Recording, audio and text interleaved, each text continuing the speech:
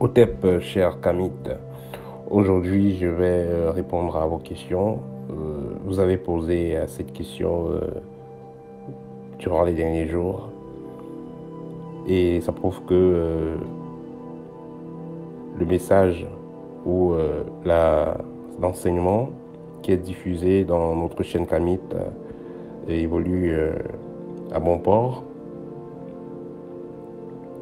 Alors, vous avez constaté récemment, il y a beaucoup de vidéos sur la magie, sorcellerie et tout ça, des loges. J'ai vu quelques commentaires là disant pourquoi est-ce qu'on parle de ça tout le temps.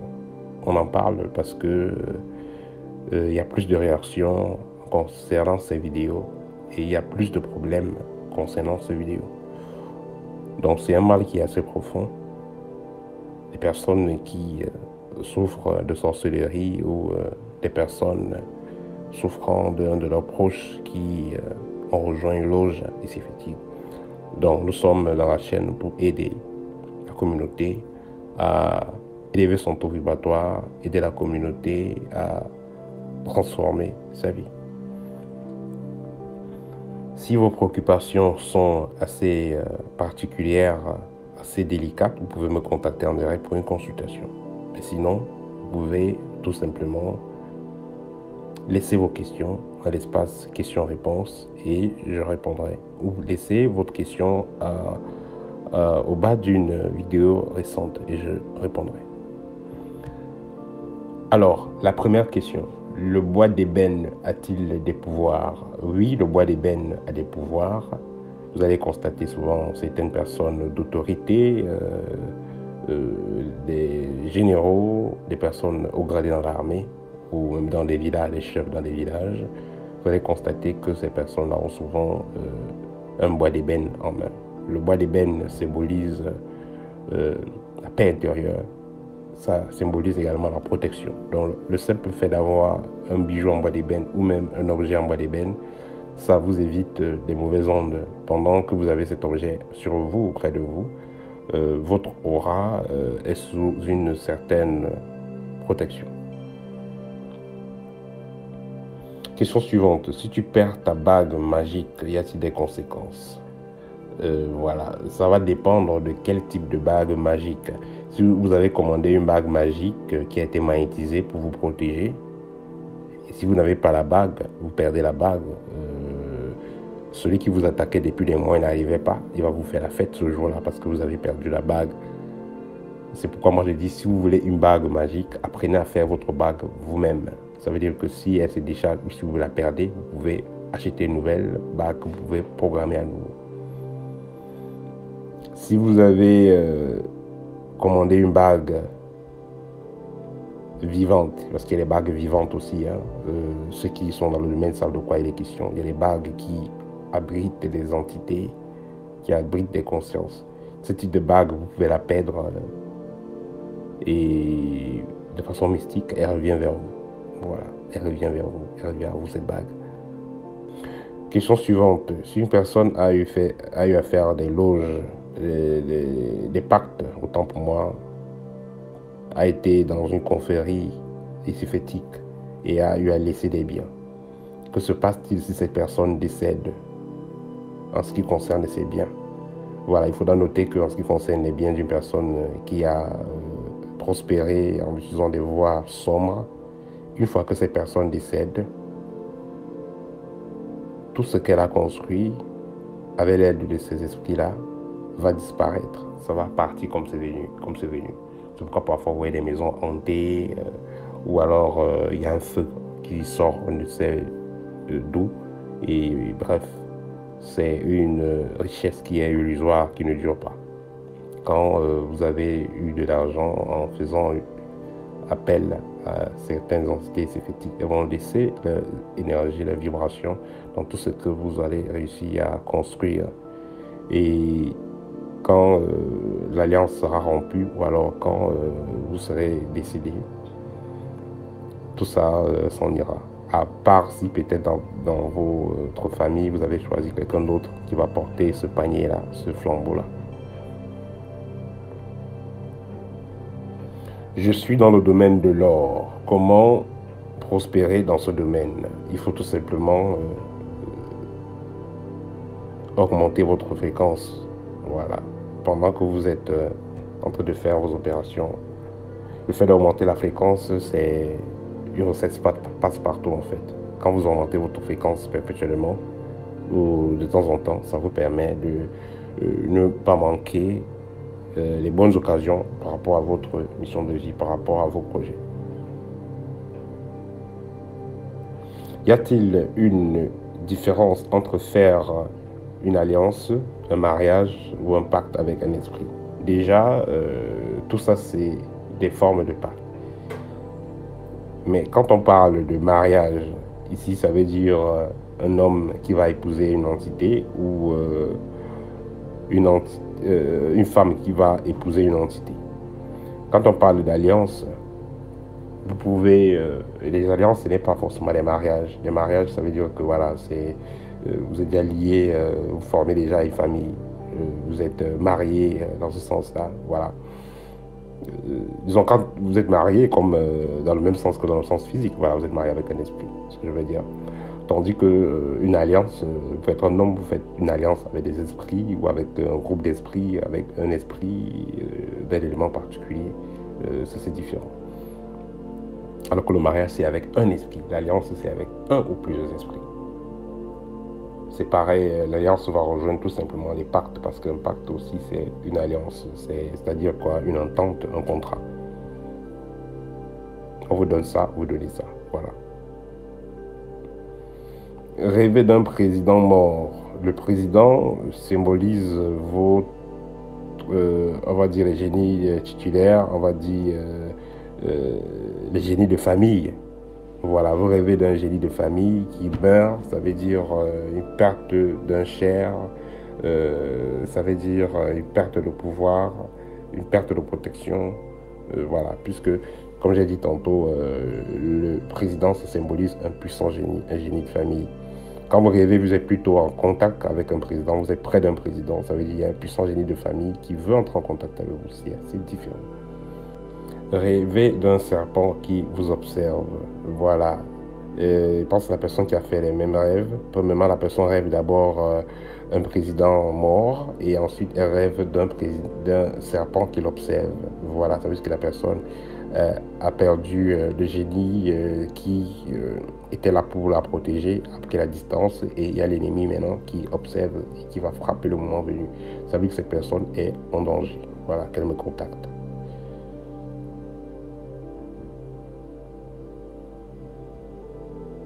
Dans la quatrième dimension, peut-on savoir ce qui va se passer? Oui, la quatrième dimension va être liée au monde des rêves. Elle va être liée également au monde des rêves. Donc, le monde des rêves, dans ce monde-là, vous pouvez savoir ce qui va se passer. Vous pouvez agir sur la destinée. Vous pouvez agir sur l'avenir. Rêver d'être en classe d'examen et ne pas remettre ses papiers à temps, ne pas remplir les feuilles à temps et tout ça, ça renvoie au fait que vous êtes en train de... vous êtes en retard en ce qui concerne la réalisation de votre mission de vie. Vous devez faire attention par rapport à votre évolution. Vous devez accélérer les choses parce que voilà, chaque chose arrive à son temps. On vient sur Terre pour faire quelque chose à un moment précis. Donc si vous êtes là et vous perdez le temps, vous tournez en rond, vous pouvez rater votre rendez-vous, vous pouvez rater la mission de vie. Voilà, donc faites attention à votre mission de vie, ce que ça veut dire. Les prêtres, les pasteurs et les exorcistes ont-ils des pouvoirs magiques? Ça sera assez compliqué ici, parce que le pouvoir magique, c'est quoi? Un pouvoir magique, c'est-à-dire que vous utilisez vos propres capacités spirituelles. Or, vous utilisez vos propres capacités spirituelles et vous pouvez utiliser les éléments de la nature. Voilà, vous utilisez ces forces-là de façon naturelle. Voilà, de façon magique, comme on dit pouvoir magique. Or, le pouvoir iséphétique est au contraire du pouvoir magique, c'est-à-dire que vous utilisez les pouvoirs de certaines entités, de certains esprits, et vous utilisez abusivement les pouvoirs de la nature. Donc voilà. Donc, pour revenir à la question, les prêtres, les pasteurs, les exorcistes et autres, la plupart n'utilisent pas leurs propres capacités et la plupart utilisent les entités d'un plan nocif. Voilà. Et aussi, la plupart vont utiliser mal les énergies de la nature. Rêver de voir une lettre avec le timbre, voilà. Il y a le plan spirituel qui veut vous passer un message. Donc vos ancêtres vous passent un message. Le monde spirituel vous passe un message important. Rêver de faire accoucher une femme, c'est-à-dire que vous allez aider une femme à réaliser son projet.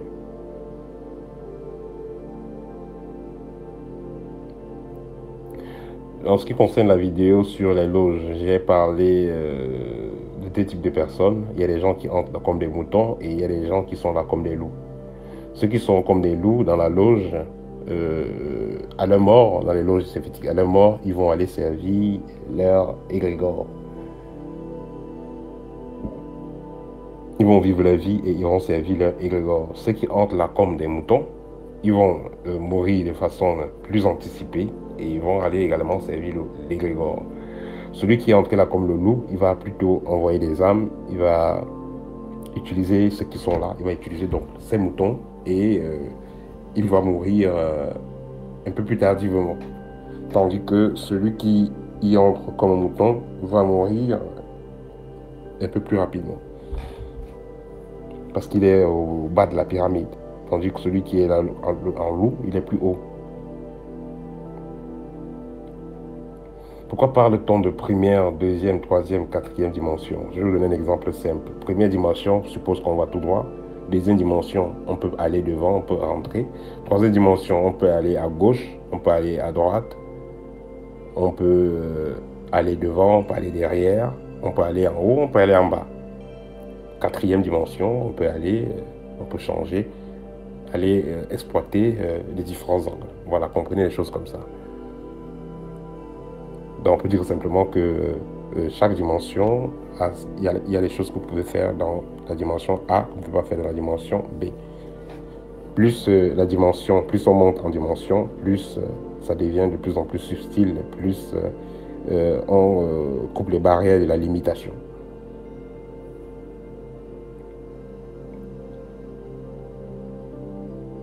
Le yoga est-il dangereux comme le disent les prêtres et les pasteurs?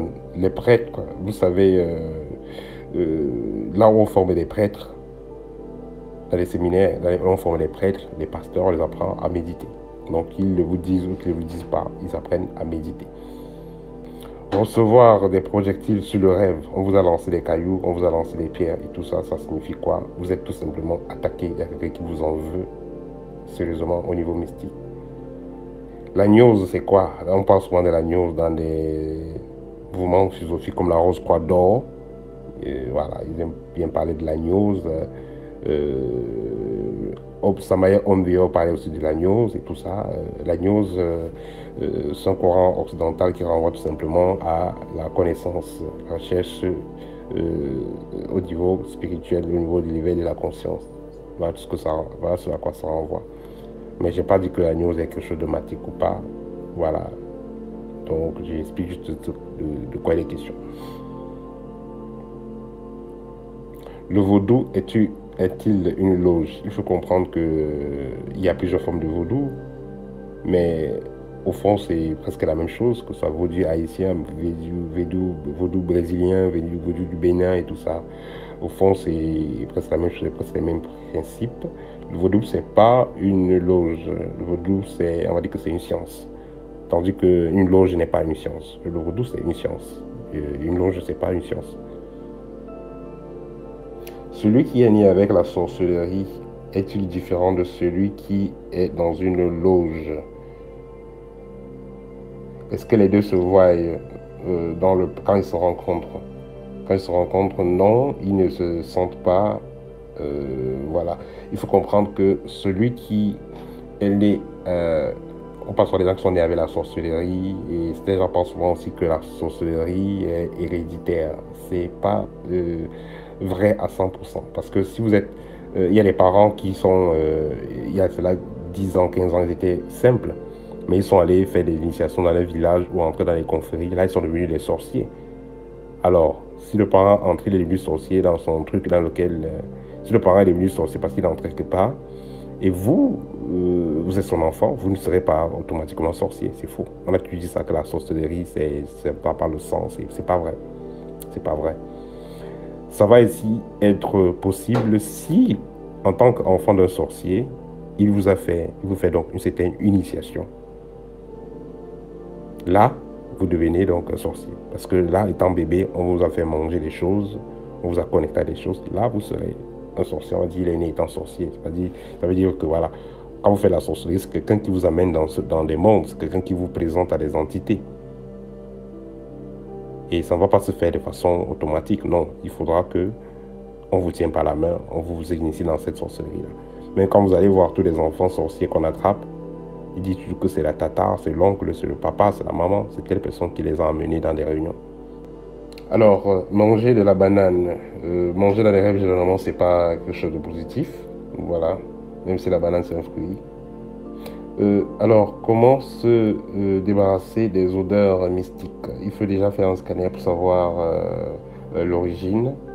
Et voilà, sinon vous faites des bains. Mais il faut noter que l'odeur mystique, c'est un programme destiné à baisser votre taux vibratoire, éloigner de vous l'argent, éloigner de vous l'amour, éloigner de vous même la santé. Donc, certains sortilèges agissent depuis la profondeur. Donc, l'idéal, c'est de faire un scanner pour savoir déjà où est-ce que c'est situé dans votre corps et pour reprogrammer vos énergies par la suite. Voilà. Rêver de se retrouver nu devant les gens. Oh là là. Rêver de se retrouver nu devant les gens. C'est-à-dire que vous n'avez plus de protection, vous n'avez plus... l'aura est à zéro. Ça veut dire que voilà, si vous êtes en train de traiter avec des gens qui sont des sorciers ou des gens suspects, ça veut dire que on a déjà votre code au niveau spirituel et on peut vous avoir et faire ce qu'on veut avec vous quand on veut. Vous savez dire.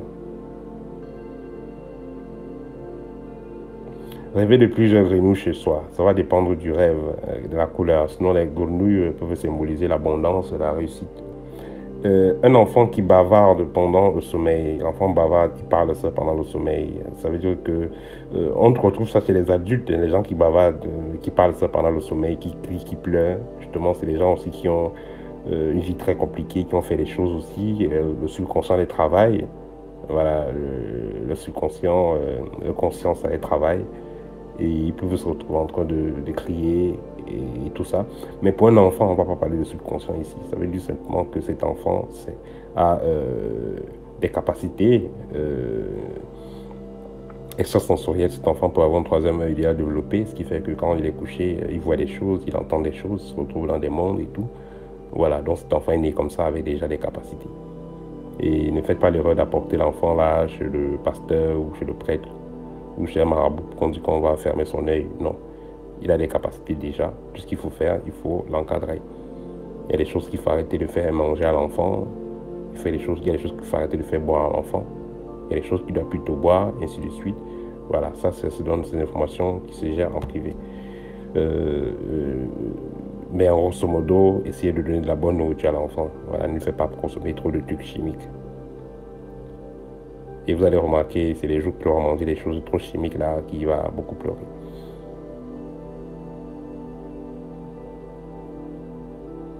La dernière question ici, c'est comment rencontrer les Camis de Russie. Voilà, les Camis de Russie, je ne sais pas s'il y a un groupe déjà qui est là. Moi, personnellement, je travaille toujours en... Je ne fais pas les choses en groupe. Voilà, je travaille beaucoup plus en privé. Et les groupes, voilà, les groupes, c'est pas trop, ça m'intéresse pas trop. Voilà. Je fais travailler avec les gens en privé. Mais sinon, avec le temps, nous allons travailler là-dessus. Voilà, c'était tout en ce qui concerne questions-réponses. J'aimerais rappeler le canal sur Telegram, il est actif. Voilà. Chaque semaine, nous allons publier vidéos spéciales dessus. YouTube Premium aussi est actif. Pour ceux qui n'arrivent pas à se connecter sur YouTube Premium, vous pouvez vous connecter directement sur Telegram, sur le canal Telegram. Tout est individuel, tout est, je vais dire, confidentiel, voilà. À très bientôt, cher Kamit. N'hésitez pas de me contacter pour une consultation ou pour commander l'un de mes livres. Vous avez mon contact. À très bientôt pour une nouvelle vidéo, peut-être.